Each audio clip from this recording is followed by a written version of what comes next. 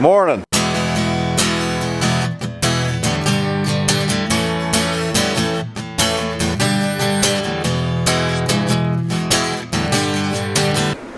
Welcome back to the channel. It's one of them days where it was supposed to be a rain day, like a 80% chance of rain. Hasn't rained yet. Not gonna rain for a few hours, so here we are. Thought I was gonna get a nice Sunday morning breakfast with the family. Instead, we're dumping trucks. These two trucks are loaded, so I need to get them and start dumping.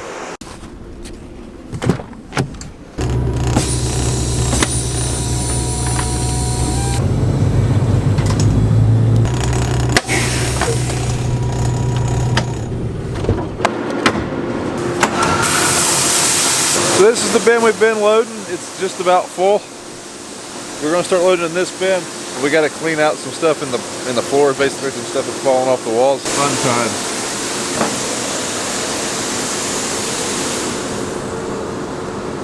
Yeah, good stuff, good stuff. Bunch of little baby mice in here too. Oh, there's a mouse.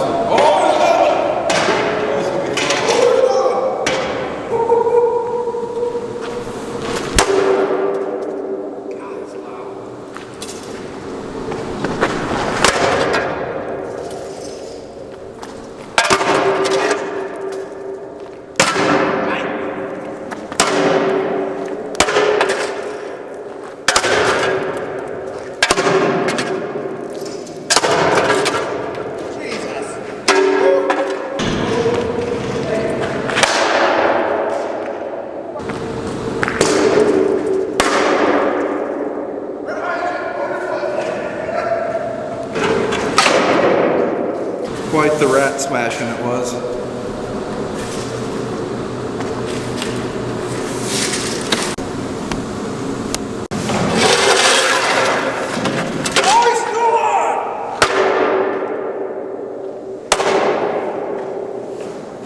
one likes a pretender. Silly rat, you're a rat, not a possum.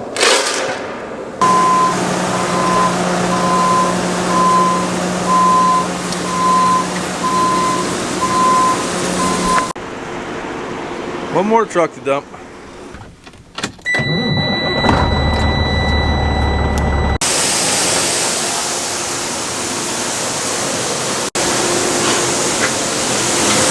it is still supposed to rain, so before it rains, we'll clean these dryer fines up. So we got a hole in the front of the dryer, so that's actually corn. But here we just have fines. They fall through the perforations on the dryer, makes great chicken feed or cattle snacks.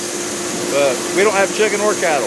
The only chicken or cattle I prefer to keep at the house is in my freezer, and it doesn't need fed. Right out of the field. Perfect.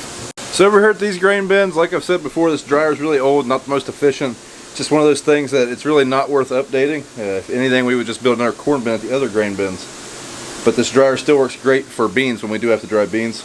In fact, in 2018, this is how we got done harvesting. We put beans in this dryer. But anyways, these beans, or this corn being 15% out of the field is perfect. Because that dryer is so slow, we would catch it in no time. This speeds us up quite a bit over here. Now, not all the corn is going to be this dry, unfortunately. The corn in the bottoms is still going to be 20% probably. But we can fill up as many of these bins as we can with the dry corn. And then we either have to take the rest to town or to the other bins.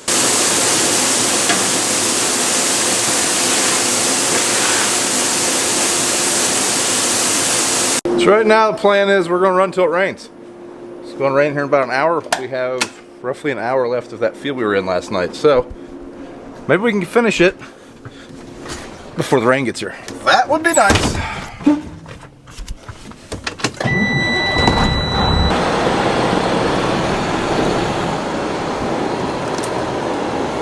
Power ladder.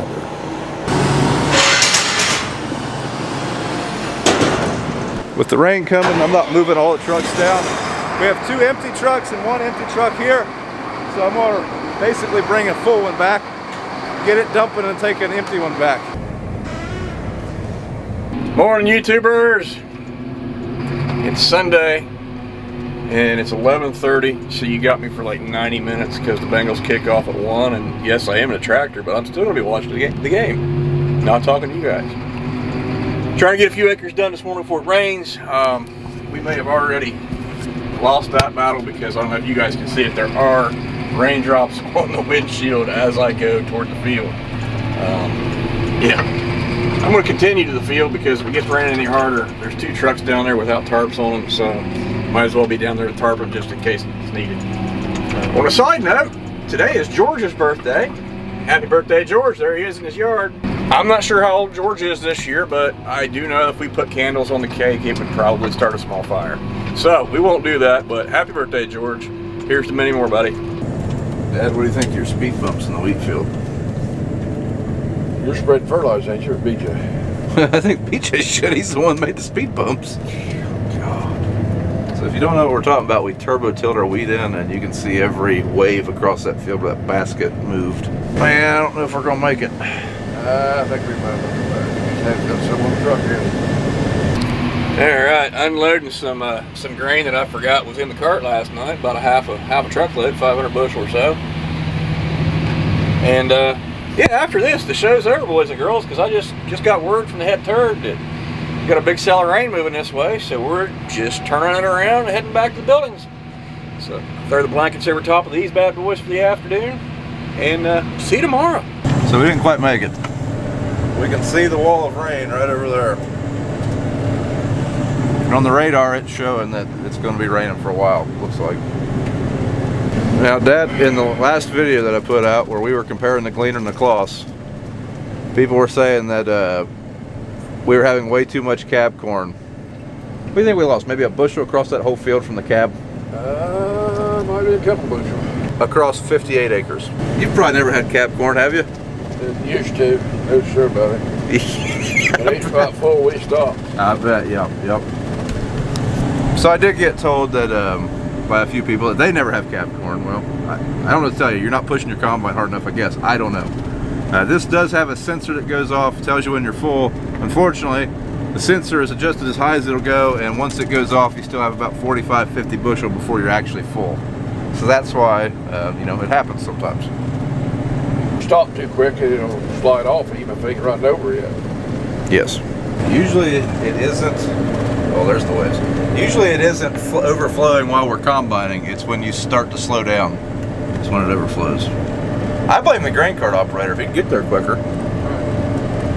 But that's why the grain cart operator, like Bushel Billy says, they're the hell catcher. Catch hell. So what's your big theory here? A grain cart made out of like an old 8820 John Deere or something, combine.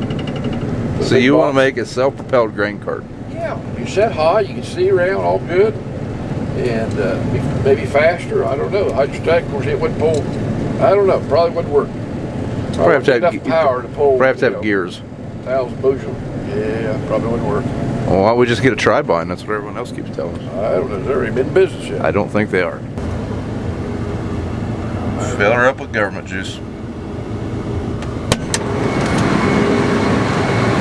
That was a quick harvest run. If it quits raining now, BJ's truck will be just wet enough to be absolutely filthy.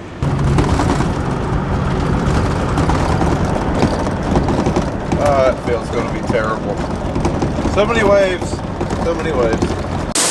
The note to self, when you turn on the dump leg, you got to turn on the grain leg.